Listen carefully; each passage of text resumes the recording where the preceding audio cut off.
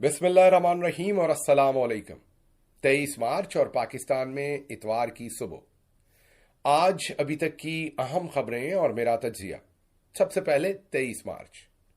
Larger India बल्कि महकूम India, जो British राज के अंदर महकूम इंडिया था, वहां पर हमारे बुजुर्गों ने एक ख्वाब देखा कि हम एक ऐसा मुल्क बनाएंगे जहां पर हमें मजहबी आज़ादी हो, जहां पर हमें शख्सी आज़ादी हो, जहां पर हमें सियासी आज़ादी हो, सोचने की आज़ादी, बोलने की आज़ादी, लिखने की आज़ादी होगी।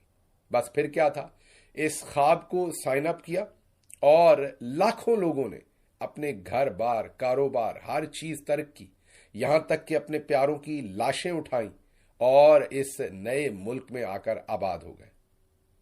फिर क्या था, उसके साथ ही उस वक्त के जो आर्मी चीफ जनरल अयूब थे, जो मेरे ख्याल में सारे फसाद की आज तक की जड़ है, ये सब जो कैंसर फैली हुई है पाकिस्तान में, ये उसी शख्स का देना है कि उसने पाकिस्तान के आइन पर कब्जा किया और पाकिस्तान की ऐसी तबाही की बुनियाद रखी कि 1971 में पाकिस्तान दो टुकड़े हो गया। वजह यही बनी कि ईस्ट पाकिस्तान में अवाम का जो मैंडेट था, जिस वादे पर पाकिस्तान बना था कि यहां पर सियासी आज़ादी होगी, अपनी राय की आज़ादी होगी, वहां पर अवाम ने अपनी राय दी और उन्होंने अवामी लीग को जितवाया।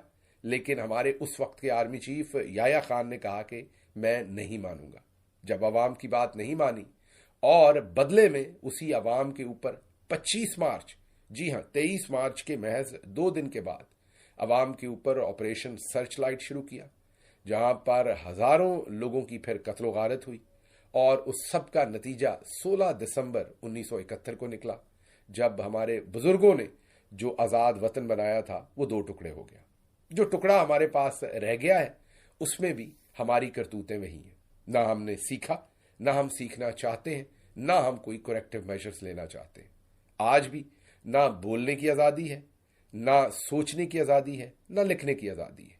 आप अहमद नूरानी, उसके भाइयों को, उनकी मां को देख लीजिए तो वो फिर उनके बुजुर्गों को ये सवाल आते होंगे कि हमने क्यों साइन अप किया, हमने तो एक आज़ाद मुल्क के लिए साइन अप किया था, ये हमारे साथ क्या हुआ है। भारत, अब मेरे लिए और आपके लिए ये दिन तजदीद अहद का दिन भी है कि जो हमारे बुजुर्गों ने सोचा था उसको हमने हासिल करना है। गिव अप तो हम कर नहीं सकते, आखिरकार हमारा मुल्क है, किसी की जागीर तो नहीं है। ये अलग बात है कि किसी ने ताकत के जोर पर इस पर कब्जा कर लिया है और किसी आइन और कानून को नहीं माना जा रहा। और आज के आर्मी चीफ भी वही सब कुछ कर रहे हैं जो माजी के आर्मी चीफ करते रहे हैं। उसके बावजूद मैं आपको ये कहूंगा कि हौसला नहीं हारना। आप अपने हिस्से का दिया जलाएं और मैं अपने हिस्से का। Let's not give up. और इस 23 मार्च को तजदीद अहद करें कि जो हमारे बुजुर्गों ने सोच के ये मुल्क बनाया था, भले अब आधा ही रह गया हमारे पास, हम कम अज कम उस सोच के लिए फाइट बैक करें, स्ट्रगल करें और कोशिश करें कि जो बुनियादी हकूक है, जब तक वो हमें नहीं मिलते हम चैन से ना बैठे। इसके साथ साथ एक और बात भी, अपोजिशन में जमातें ये सारी बातें करती हैं, जब हुकूमत आती है तो वही जमातें आपको दोबारा एस्टेब्लिशमेंट के तलवे चाटती नजर आती हैं। आपने अपने आप को भी एजुकेट करना है। कोई भी जमात ऐसा करे, आपने उनको माफी नहीं देनी। कोई भी लोग ऐसा करें, आपने उनको माफी नहीं देनी। हाँ, ये दुरुस्त है, जब आप हुकूमत में होते हैं तो स्टैब्लिशमेंट, जो कि पाकिस्तान की फौज है, पाकिस्तान के आर्मी चीफ और ऊपर वाले चंद जनरल्स, ताकत सारी उनके पास है, आपने उनके साथ मिलकर काम करना होता है। तो एक कंड्यूसिव एनवायरनमेंट तो चाहिए होता है।